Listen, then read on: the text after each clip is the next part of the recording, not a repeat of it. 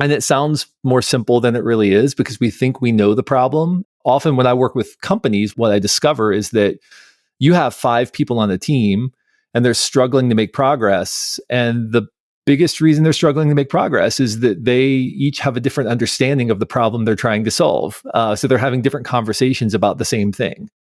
Hello everyone, my name is Dr. Matthew Worwood. And my name is Dr. Cyndi Burnett. This is the Fueling Creativity in Education podcast. On this podcast, we'll be talking about various creativity topics and how they relate to the field of education. We'll be talking with scholars, educators, and resident experts about their work, challenges they face, and exploring new perspectives of creativity. All with the goal to help fuel a more rich and informed discussion that provides teachers, administrators, and emerging scholars with the information they need to infuse creativity into teaching and learning.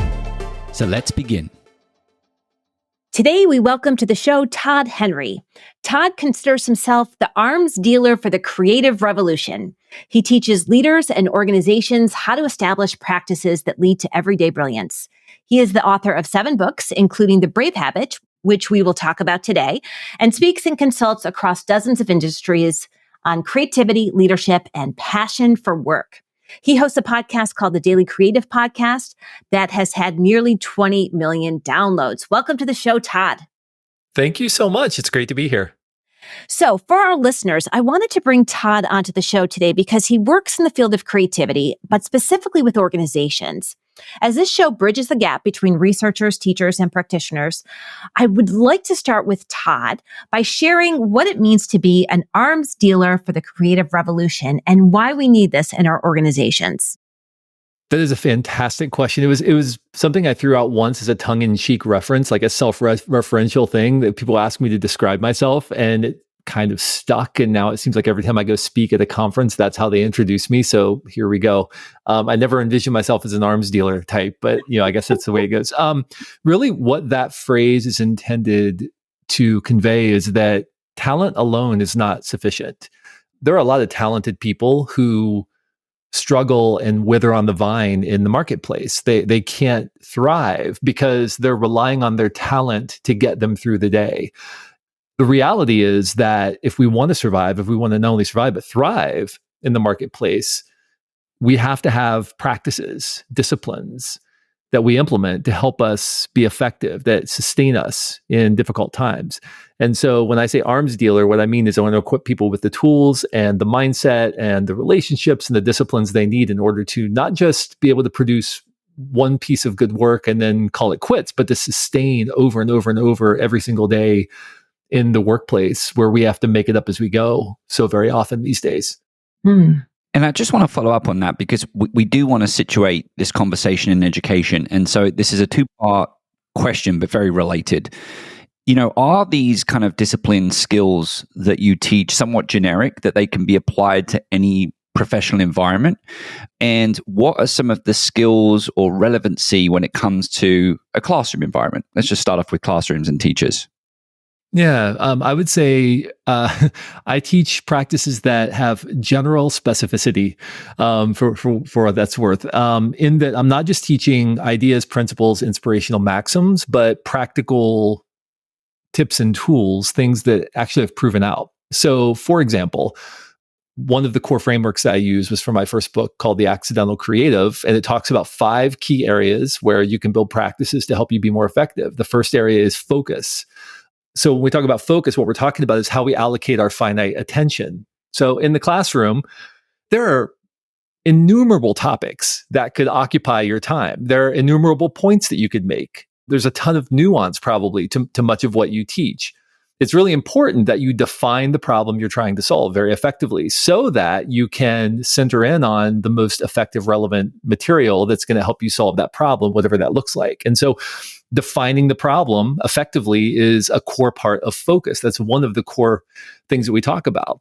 And it sounds more simple than it really is because we think we know the problem. Often when I work with companies, what I discover is that you have 5 people on a team and they're struggling to make progress. And the biggest reason they're struggling to make progress is that they each have a different understanding of the problem they're trying to solve. So they're having different conversations about the same thing. And so that's one example of those practices. Another one is energy management. We have to manage our energy effectively, not just our time.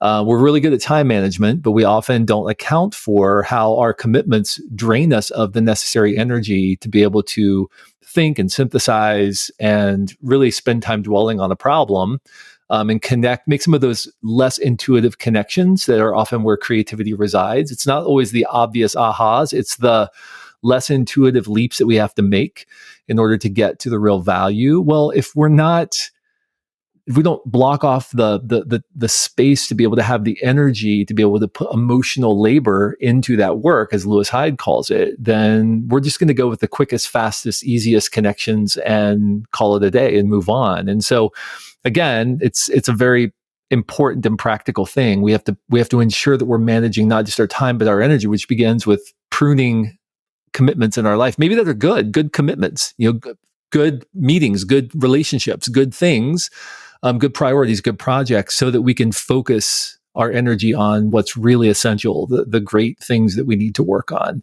But that is a regular discipline that we have to implement. Some of the stuff I really liked is that there's kind of like this, we've certainly covered it on this podcast, the design thinking, the creative problem solving process. Let's clarify that problem. And to a certain extent, I think that is a process that sometimes, occurs, whether it's a day or over a week, or maybe we set a goal for the semester or the academic year. But the two things that I think was really relevant and I think somewhat easy to take away with right now is one, focus. Sometimes you're driving in and you say, today I'm going to focus on telling my story a little bit differently, or today I'm going to kind of focus on communicating the information to this group of students, as opposed to me always focusing on those types of students. And to me, that doesn't necessarily necessitate a really kind of elaborate creative problem solving process. So just having a focus each day is something that I think is very accessible for teachers to bring into their lives and their classroom environment. And the other thing, and that's certainly something that I've recognized, is that energy piece, because I've had the opportunity to work with schools over a 12-month period. And there are times of the semester where we can go about taking on big challenges, taking big risks. And there's other times we can't. And sometimes we can't do it purely because we don't have the energy. And sometimes some teachers, I think, are a little bit overambitious. It's September, October. They set these really kind of massive goals for November, December. And I don't in any way mean to undermine those goals, but you've got to keep recognizing, well, how am I going to feel, at least from an energy perspective, during the times where I know I'm going to get those bottlenecks. And I think that's part of strategy as well. So thanks for sharing those, Todd, because I think they're great things that teachers can probably go away and think about right now. Well, and you bring up a good point, which is energy. We don't exist in a hermetically sealed vault. Everything we do interacts with everything else. And like you said, teachers go into the year with these big plans, big ambitions, but sometimes maybe aren't considering holiday rhythms. What kind of energy will the students have at particular times of the year? Just because they're my goals doesn't mean that they're necessarily going to be appropriate at any given point in the year if the students don't have the energy to engage in whatever my ambitions or my plans are. And so we have to account for everything going on in our world and not think that our work or our teaching or our plans exist in a vacuum, because they don't. And that's part of energy management as well.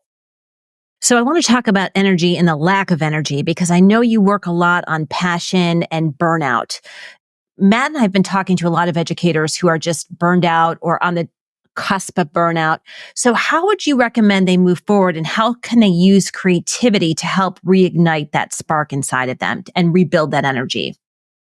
I think part of it comes down to ensuring that you're asking the right questions. I know that seems like maybe a little bit of an esoteric answer, but I think that at the heart of why people start to feel burned out and stuck is because they're asking the wrong question. I'll give you an example from my own work, if that's okay. I mentioned that, I've got this book. Before we started recording, I've got a book called The Brave Habit that's coming out. And in the book, I offer a lot of really challenging questions to people to ask about their work and challenge them to act on what they discover. Well, I realized, I haven't been asking myself these same questions. And I have been feeling a little bit stuck in my work. And I have been feeling a little bit burned out in my work. And I started asking myself, if I were to start over again, would I be doing things the way that I'm doing them right now? And the uncomfortable answer was no, I wouldn't be. And so the end of that story is I've completely reinvented the way that I'm doing a lot of what I'm doing, even after 18 years of doing it. I think a lot of people, educators and other professionals, I think they work themselves into a rut to the point where they really can't think, they can't conceive of any other way of doing what they're doing. I think an uncomfortable question that they should ask is, okay, if I were starting over knowing what I know now, would I be doing things the way I'm doing them? And just asking that question can give you a tremendous amount of freedom to reinvent how you approach your life, your profession. It doesn't change the tasks you're accountable for, but it certainly changes maybe your approach, or gives you permission to think of new ways of maybe reinventing yourself and how you approach your work. And think about maybe your voice has sort of is in a bit of a rut as well, because you're just doing things in a rote manner, the way that you've always been doing them. And they're effective. It's fine. Nobody's complaining, but you don't have the same attachment or zeal or passion any longer for what you do. And this is, by the way, it's not uncommon. There are phases we go through as we grow as a professional. We start our professional growth usually by emulating other people. So I think about educators. Typically educators, what do? They go in and they apprentice, right? They go in and they learn from other educators, and they probably even in some ways maybe emulate some of their favorite teachers. Oh, I had this teacher who really impacted my life, so I'm going to emulate that teacher when I go teach. And that's how they build their basic platform of teaching, is that they emulate other people because it was effective. But at some point, they begin to discover little things that are unique to them. Oh, if I do this instead of that, it seems to resonate more with the students. And so over time, they begin to develop their own voice, their own unique way of doing things. And it works, and it's really effective. And they maybe become known for a thing. I have 3 students now, 2 of whom are in college, and one who is a junior in high school. I mean, they certainly have their favorite teachers, educators who have impacted them in significant ways over time. And usually it's because those educators had a very unique way of approaching things, right? But here's the thing about that. Once you become known for a thing, it seems like that's a wonderful place in your life and your career, but that's often a very dangerous place for professionals, because once you become known for something, you have something to protect. You've figured out something that works, and often people just circle the wagons and protect the thing that's working for them instead of asking, what new avenues of growth could I pursue? What questions should I be asking? What new skills could I learn? How could I go to another level of growth? And this is what I call crisis phase in our growth as a creative professional, because we often get stuck. Many professionals get stuck in that phase. Nobody's complaining. Everybody's happy with the work they're doing. Everybody seems pleased with the results, but deep down, they know that they've begun to settle in. And that's a recipe for burnout. And so I think I know a lot of professionals experience that I work with. I'm certain a lot of educators experience that as well, when they've been doing the same thing for year and year and year and year and year on end. And then, one day they wake up and they realize, I don't know if I can just crank through another year of doing what I've been doing, for so long. I'm certain that that's a recipe for burnout in education as well. I think there's a really good segue to the daily creativity app that you've released. But before we get there, I just wanted to follow up. Is there some type of guide or reflection activity that you could have teachers listening now do to kind of think whether or not they're nearing burnout? Or is it just a kind of everyone has their own journey where they suddenly realize that they're having burnout? I'm just curious. I'll tell you what I'm going to do, because I do have a resource for that. I'm going to send it to you, and you can put it in the show notes for this episode as a download, and you can use it however you want to, but I'll send it to you so that you have that as a resource, some questions to ask when you're experiencing burnout, or some things to do when you're experiencing burnout. That's brilliant. Thank you. All right. So I referenced the Daily Creativity app, and I think my interpretation of it is that it's actually an app that can assist people who are starting to feel that sense of burnout and wanting to perhaps unleash that new life of or new energy, new creativity for their profession. So could you tell us a little bit about that app? What made you put it together? And again, package it for our teachers. Yeah. So it is an app. It's at dailycreative.app. And the idea behind it was, usually it's not the big things that trip us up as professionals. It's the small things that we know, but we've forgotten. And so what we wanted to do was create an app that essentially would introduce one small thought, idea, discipline, question, practice every day that people could interact with. The way we were kind of thinking of it was, I don't know if you're familiar with Headspace or Calm or some of these meditation apps. We kind of thought of it as like Headspace or Calm for creative professionals. It's sort of something you can dip into for a couple of minutes at the beginning of your day. There's a little prompt to help you respond to it. There's a weekly discussion where everybody in the community can jump in and respond to a question, as well as, we have the Daily Creative Podcast. And so there's supplemental material. Like the Daily Creative Podcast is 20 minutes long, but some of the interviews we do are 40 minutes to an hour long. So we put the full interviews in, the unedited full interviews in the app as well, and discussion questions and other things that teams can ask about the episodes. Because we really just wanted to create a place for people to, on a daily, everyday, consistent basis, stay what we call brave, focused, and brilliant in their work. And those are really the three areas that we center in on, is helping people be brave, helping them be focused, and then helping them produce work that they're proud of every single day. Do you want to bring more creative and critical thinking into your school? Look no further than our podcast sponsor, Curiosity to Create. Curiosity to Create is a nonprofit organization dedicated to engaging professional development for school districts and empowering educators through online courses and personal coaching. And if you're craving a community of creative educators who love new ideas, don't miss out on their Creative Thinking Network. Get access to monthly webinars, creative lesson plans, and a supportive community, all focused on fostering creativity in the classroom. To learn more, check out curiositytocreate.org or check out the links in the show notes for this episode. So you just mentioned the brave habit, and I'd like to talk a little bit about bravery. What does it mean to be brave, and why do we need to be brave?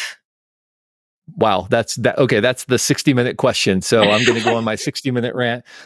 So a couple of things prompted me to want to write this book. There were some cultural trends and some marketplace trends I was noticing. And I've been working on this book since 2016. And since that time, I've actually written and published 3 other books with traditional publishers. So that kind of gives you a sense of how long I've been working on these ideas. But I wanted to get it right. And part of getting it right meant I wanted to make sure that I was really paying attention to the research, not just pulling together some anecdotes and saying, hey, here's an idea, right? But really wanted to pay attention to what the research said about this topic. The first big thing that was concerning to me is I often heard the word bravery being used in a way that I didn't think was appropriate. It wasn't right. People would say, oh, how very brave of you, when really what they meant was how very bold of you to do that. There's a difference between bravery and boldness. Boldness is brash action. It may or may not be strategic. It may or may not be for anyone but yourself. You can be a complete and utter narcissist and engage in bold action. And that doesn't make you brave. It makes you bold because you're doing things for your own personal aggrandizement, right? Bravery, on the other hand, is something different. Bravery implies heart. It's the deployment of courage. There's been a lot of conversation about courage in the ethos of late. And, to me, telling people to have courage or take courage or be courageous is a little bit like saying, jump a little higher, or, be a little bit better cook. Or, it's like you're telling people to do something and it's like, well, okay, that's great. I'll try, but I don't know how to do that. Whereas bravery, I believe the research points to bravery is a choice in the moment. It's choosing to deploy courage in the moment of need. So the whole concept of the book is bravery is a habit. Bravery is a choice that we make in the moment. And sometimes the people that we think may be the least courageous person because they're not bold and they're not brash make the bravest decisions in the moment of need because they're making that choice to do that. And so why the second part of your question was, why do we need bravery? Well, because we are confronting uncertainty every single day. Every single day, we have to solve problems, deal with difficult issues, and the stakes are often very high. And in the face of making those important decisions, we have to choose between cowardice, which is self-protection, egoism, making sure that I don't allow what's mine to be compromised. I'm going to cower from the important decision, and because at least that way I can live to fight another day. Or doing the brave thing, which is potentially putting something that I value at risk in order to achieve something that matters more to me than that possible sacrifice. We often see cowardice disguised as wisdom in our culture. I think cowardice very frequently comes disguised as wisdom. Well, wouldn't it be better if, or maybe you should, and so what I wanted to do with this book is just give people some practical ways of thinking about their life and the uncertainties they face, and then give them some handles around which to understand, or with which to sort of grab a hold of the concept and understand what brave action might look like in the face of uncertainty. How do we teach our students to be brave? Because this is a hard thing for us as adults. So how do we get our students younger to be brave? Yeah. So there are two core underlying attributes of brave action that I discovered in doing research. And we could dive into conversations about the research and sort of where this came from, but I think it'd be easier just to give a summary of kind of what I discovered. The first is that people who engage in brave action tend to have a vision of a better possible future. So they have an optimistic vision. They believe that there's something better that is possible in whatever situation they're encountering. The second thing that they tend to have is a sense of agency, or a belief that I can actually do something about this. It's not, I'm not powerless. I'm not helpless to do something. I can actually do something about this. I may or may not succeed, but I believe I have the ability to do something to move us toward that vision of a better possible future. So when you ask about students, there are a couple of things that we can do. Number one, we can reinforce their sense of agency in the classroom. We can say, hey, here's what I see in you. Here's what I see that you're capable of. Here's what I've seen you do before. I think that you're actually capable of more than you think you are. I think that if you give this a try, you might fail, but you also might do something really remarkable. And failure is okay. That's okay. Failure is not the worst thing, right? The worst thing is wondering, what if I had tried? What if I had tried to do that? And we can also cast an optimistic vision for students. We can help them understand a better possibility, better possible future that's available to them, that's ahead of them, instead of having them mired in hopeless pessimism, concern about the future. What if I fail? What if other people don't like what I do? These are often the kinds of swirling questions that students experience. And I think as educators, we have the ability, as leaders, I work with leaders on these same two things. How can you speak agency into the people on your team, right? How can you speak courage into them? How can you paint a vision of a better possible future and help them see that more clearly? One of the trends that I'm very concerned about in culture right now is the destruction of narratives, the destruction of hopeful narratives. And I'm concerned that invades the classroom as well, that we are, and you would know better than I do, but I definitely see it in the marketplace. We're mired in, call it more hopeless narratives of, it doesn't matter what I do because nothing is going to change. There's no better possible future available to me, and as educators, I believe that there's a possibility to paint a picture of something better for the people that we're responsible for leading, for educating. So that's why I wrote the book. And those are kind of the two core elements of brave action. And I hope that, we're able to inspire an epidemic of everyday bravery in our students and in the people that we work with and around. Todd, this has been an incredible conversation. I know Cyndi and I have so many other questions, and we hope that maybe there's an opportunity in the future to bring you back on the show. But I know time's tight, so we finish all of our conversations asking our guests to provide 3 tips that they would give to educators that want to bring creativity or perhaps, invoke more bravery in their students. So we just talked about the first one, which is how can you instill a vision of what's possible? And how can you speak agency into the students? So I think that would be my first thing is asking the question, how can I paint a picture of what's possible, and how can I instill a sense of agency in the people that I'm leading, that I'm teaching? The second one is actually it's a question that came up in the most recent episode of daily creative. There was a photographer who had always wanted to be a chef, but for various reasons, he ended up becoming a photographer. But it always sort of was in the back of his mind, wow, I really would love, at some point, I would love to be a chef someday. And somebody posed a question to him, which was, what would you do if fear had no hold on you and failure was an option? What would you do? And he said, I would open a restaurant. So he did. He opened a restaurant for one night. One night they opened a restaurant, and it ended up being he was worried it was going to fail. It ended up being a smash success for this one night. But I think that's a really great question for us to ask the people around us. What would you do if fear had no hold on you and failure was an option? We often ask a much more naive question, which is, what would you do if you knew you couldn't fail? I don't think that's a good question, because failure is always an option, right? Failure is always a possibility when you're doing hard things. So what would you do if fear had no hold over you, if you weren't afraid and failure was an option? I think is the second thing that we can do. And the third is, I think we have to encourage our students to ask uncomfortable questions.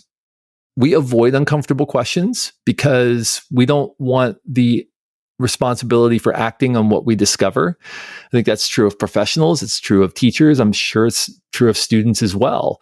When we ask uncomfortable questions, it means we're now accountable for acting on what we discover. And so, again, with the example of the question that I was asking myself and, sort of came out of writing this book, if you were to start over, would you be doing things the way that you're doing them? And that's an uncomfortable question for professionals to ask, because we have some vested interest in keeping things moving along, keeping things moving forward. But I think some variation of that question could be good to ask students as well, right? If you were to start the year over right now, would you approach this class in the same way that you're approaching it right now, right? How would you change the way that you approach this class? Or how would you change the way that you approach your studies? How would you change the way you're approaching your relationships? How would you change the way you're approaching, all of the extra activities that you have in your life?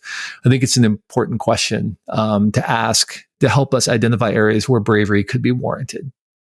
Well, Todd, thank you so much for coming on the show. If you're listening to this episode, one of the things that Cyndi and I thought that you could do is take this episode, share it within your school community, and use it as a tool to facilitate a conversation in an upcoming professional development workshop, perhaps posing some of the questions that Todd has shared in this discussion. Look forward to hearing from you. My name is Dr. Matthew Worwood. And my name is Dr. Cyndi Burnett. This episode was produced by Matthew Worwood and Cyndi Burnett. Our podcast sponsor is Curiosity to Create, and our editor is Sam Atkinson.